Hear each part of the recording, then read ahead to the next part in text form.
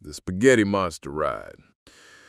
I was sitting on the porch, watching the sunset do its best impersonation of a campfire, orange, smoky, and a little out of breath, when that four-wheeler coughed itself sideways and the dust came up like it had a grudge. That'll set a man to thinking.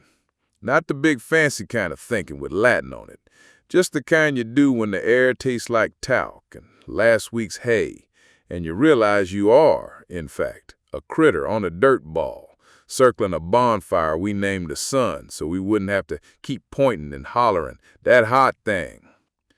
I reckon that's where it starts for most of us, with a rattle in the machine or a Monday that won't quit.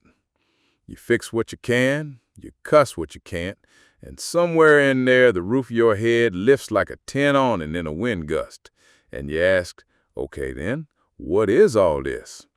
I came here through a door I don't remember, and I'll leave by a door I can't preview. In the meantime, the coffee is either perfect or it ain't, and my goodness, does that seem to matter more than it should. Now, I've had days I felt like God's own foreman. Everything aligned, eggs just right, wife's voice sugar soft, the kid not mad at me for once, traffic all green lights, birds in a barbershop quartet, me with a halo of competence. And I've had mornings where the filter folded and the coffee tasted like old pennies, and I dropped my phone and the dog found something dead enough to be interesting, and you couldn't convince me I was anything higher than a damp towel. Same man, different weather. You know the tune. Folks will tell you pick a lane. Either the world's a plan, tight as a hymnal, or it's chaos, cards in a fan. I suspect, don't holler, it's both. Purpose arrives like company. Sometimes invited, sometimes it just pulls up in the yard. Other times purpose is late and you eat biscuits without it. When you go long enough without, you begin to audition substitutes. Cults of personality, cul-de-sacs of theory, spaghetti monster with a cover charge and a spaceship schedule pinned to the church corkboard. I don't fault anybody for wanting a ticket. Mondays will do that to a body. Here's the thing I keep coming back to. We're energy harvesters, not just with gas and wire and that secret of the machine that turns whoosh into go, but in our hearts too. You take a hard day and turn it a quarter inch to the light, and you can squeeze a little kindness out of it, a little usefulness. Maybe all we're doing is learning how to burn cleaner. Maybe the angels judge us not by what we believe, but by our emissions. The dust has been rough this year. Hayfields coughed, and the pine smoke hangs, and the air's got that El Nino mood bring to it. Mother Nature doesn't bargain. She nods at our charts, then does as she pleases. I'm for doing better where we can. Use less, fix more, keep a little oil in reserve for rubber and medicine and future foolishness. But I don't mistake my vote for a veto on thunderheads. The weather will have its weather. Allergies make philosophers of us. When your head turns to molasses, you don't have room for complicated theology. You want breathable air and a clean cup. And yet, funny thing, when the sinuses finally drain and you can hear the crickets like someone tuned the station just a hair to the right, you remember you're connected, not in the poster way, but in the real way. Crows tattling about something downfield, katydids running their little mills, your own breath sawing gentle in the chest. It's hard to stay mean when you can hear all that. Not impossible, mind you, just hard. Religion?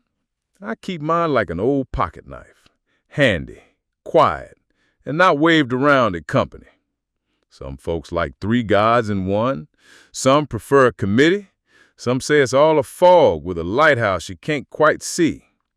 I've met a lot of saints who never sit in a pew, and I've known pew veterans who wouldn't loan a nickel to Jesus if he signed for it. We're all contradictions with hats on. Call it Buddhism or baptizing or agnostic shrug. On a Monday, the test is the same. Can you put yourself behind the customer, behind the child, behind the stranger with a flat and no jack? That's liturgy, I understand. You ever notice how the cults, large and small, promise simple? One man with all the answers, one app for your brain, one trick to be happy forever? I don't trust one trick anything. The county road ain't straight, and the river surely ain't.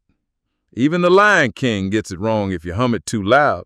The circle of life is a little messier than chorus and credits. Somewhere a leopard's got a mother by the neck, while a baby won't let go. Somewhere else a mother's got a fever, while a nurse won't let go. It's a world of holding on. You pick your side, and you hold.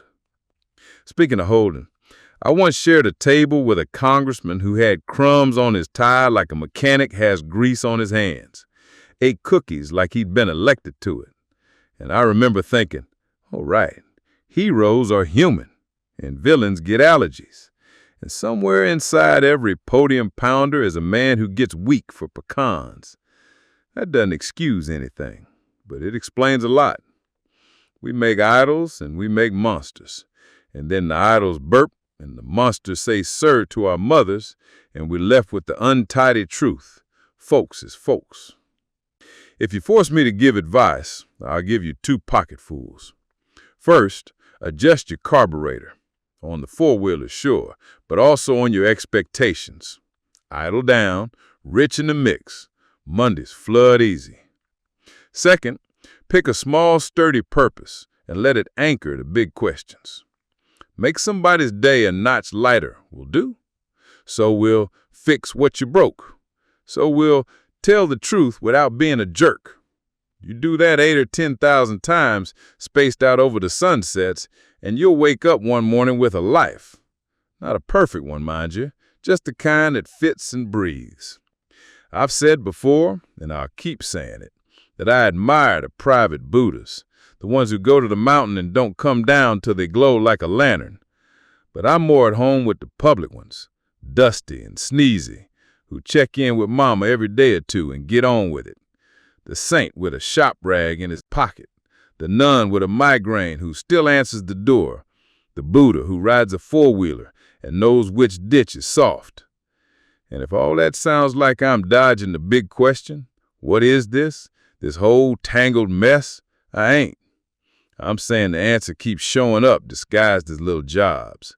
Sweep the porch. Call your friend back. Don't let the dust make you mean. Laugh at yourself. And be generous with cookies even to the Cookie Monster. Do that, and you'll catch the mystery out of the corner of your eye slipping under the steps like a copperhead. Real, little scary, and better left unpestered. The sun finally gave up its orange and slid behind the pines. I could still smell the day on me.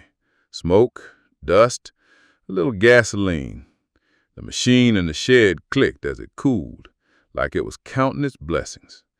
I took that as my cue. Locked the door, not to shut the world out, but to give it a minute to run without me.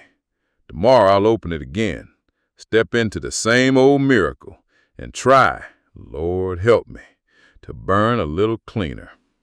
And that four-wheeler, we'll circle back to it in the morning. That's life. Fix a thing, then think a thought, then fix another thing. Round and round, like a spaghetti monster ride you didn't exactly buy a ticket for, but somehow keeps letting you back on. I reckon that's grace with a seatbelt.